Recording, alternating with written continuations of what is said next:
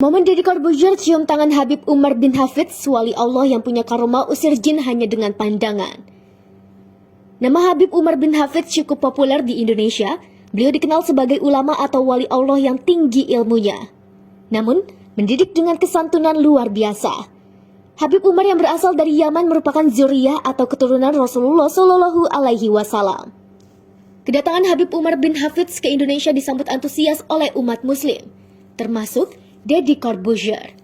Apabila kebanyakan artis harus datang ke acara Habib Umar, Deddy justru mendapat kesempatan spesial.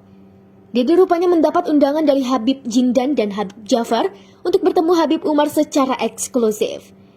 Deddy pun berkesempatan mencium tangan Habib Umar tanpa harus berdesakan atau berebut dengan para jemaah lainnya.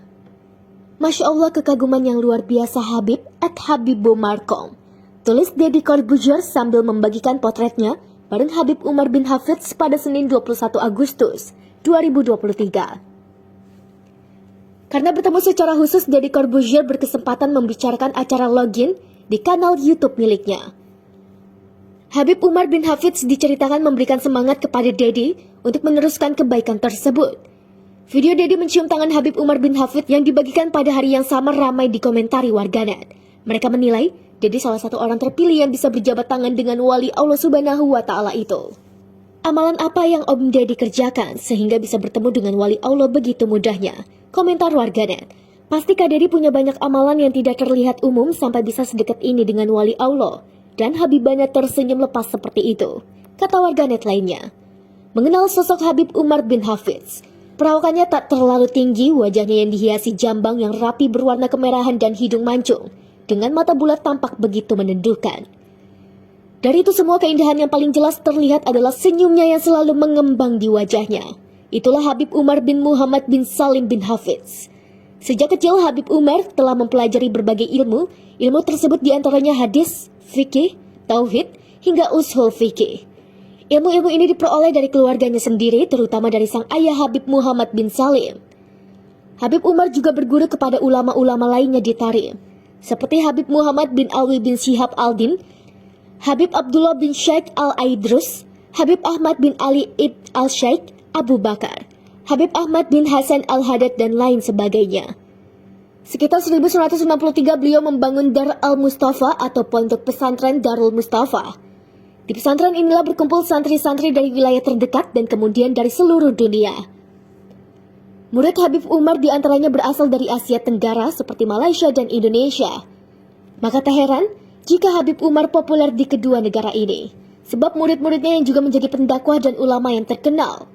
Karena ajarannya ia menjadi ulama yang sangat dihormati umat Islam masa kini, termasuk Muslim di Indonesia.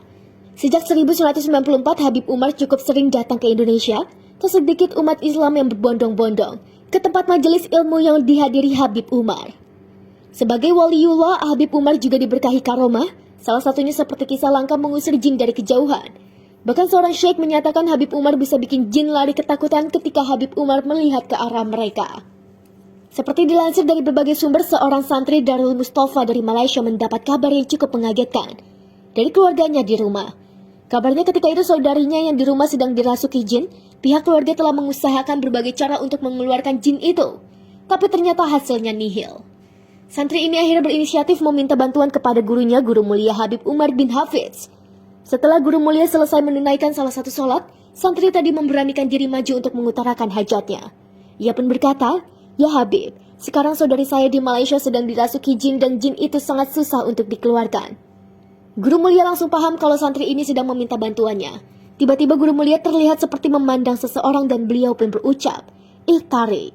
Santri itu sempat bingung dengan apa yang dilakukan Guru Mulia, tapi ia hanya berhusnuzon mungkin ada hikmah di balik semua ini. Lalu santri itu pamit untuk segera menghubungi keluarganya dan memastikan keadaan saudarinya. Dan Masya Allah, jin yang merasuki tubuh saudarinya itu telah keluar. Ia pun bersadar maksud dari sikap Guru Mulia itu. Ternyata Guru Mulia seperti memandang ke arah jin itu, dan kemudian mengancamnya dengan ucapan beliau.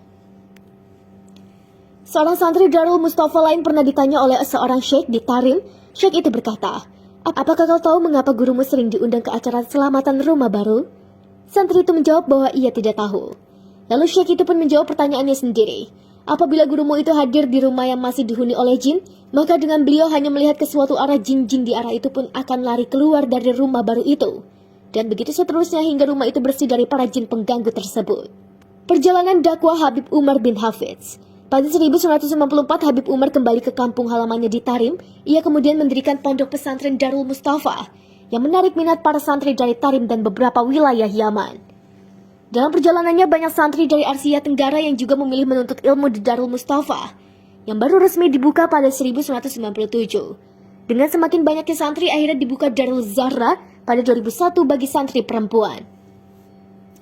Selain itu, Darul Mustafa juga membuka cabang di beberapa kota di Yaman dan Asia Tenggara. Seiring dengan berkembangnya pesantren Darul Mustafa, Habib Umar juga semakin aktif melakukan dakwahnya secara global. Wilayah dakwahnya tidak hanya terbatas di negara-negara Arab dan Timur Tengah, tetapi juga sejumlah negara Eropa, Australia, dan Asia Tenggara. Di Indonesia, Habib Umar bin Hafidz telah melakukan dakwah rutin sejak 1994. Habib Umar bahkan merintis lahirnya Majelis Al-Muwasholah Baina Al-Ulama Al-Muslimin atau Forum Silaturahmi Antar Ulama yang membuat intensitas kedatangan semakin sering. Selain berdakwah di berbagai kota seperti Jakarta, Bandung, Cirebon, hingga Kalimantan, Habib Umar juga mengajar di Pondok Pesantren Nahdlatul Ulama.